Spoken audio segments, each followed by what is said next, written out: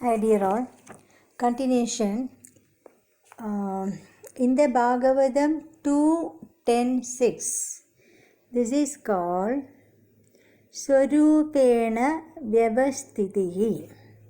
I had stopped with the theory of Nirvana. We are continuing that.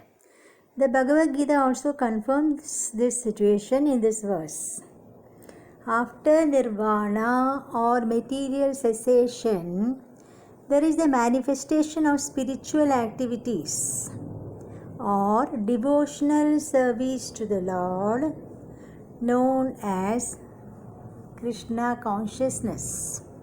In the words of the Bhagavatam, Swarupena Vyavasthitihi. This is the real life of the living entity. Maya or illusion is the condition of spiritual life contaminated by material infection. Liberation from this material infection does not mean destruction of the original eternal position of the living entity. Patanjali also accepts this by his words, Kaivalyam Swarupa Pradishta Va Chiti Shaktir Iti. This Chiti Sakti or transcendental pleasure is real life. This is confirmed in the Vedanta Sutra 1.1.12 as Anandamayo Abhyasad.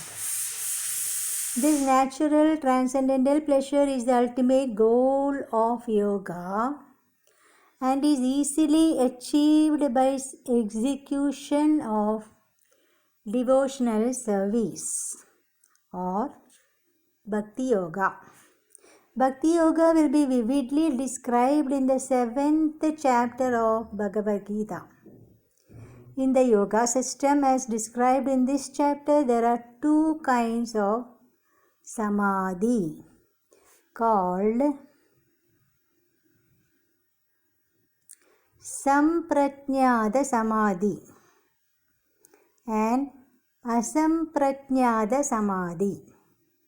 When one becomes situated in the transcendental position by various philosophical researches, he is said to have achieved Samprajnada Samadhi.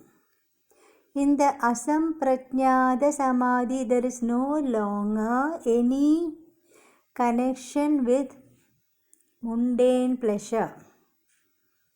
For one is then transcendental to all sorts of happiness derived from the senses. When the yogi is once situated in that transcendental position, he is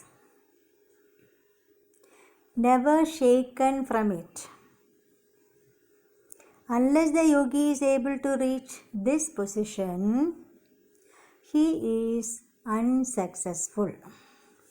Today's so-called yoga practice, which involves various sense pleasures, is contradictory.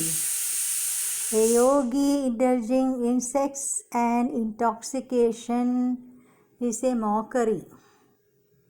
Even those yogis who are attracted by the siddhis or perfections in the process of yoga are not perfectly situated.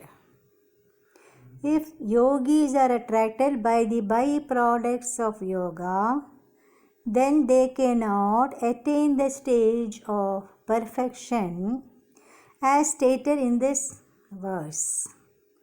Persons therefore indulging in the make-show practice of gymnastic feats or siddhis should know that the aim of yoga is lost in this way.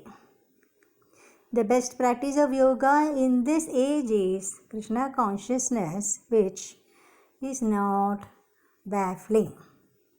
A Krishna conscious person is so happy in his occupation that he does not aspire after any other happiness.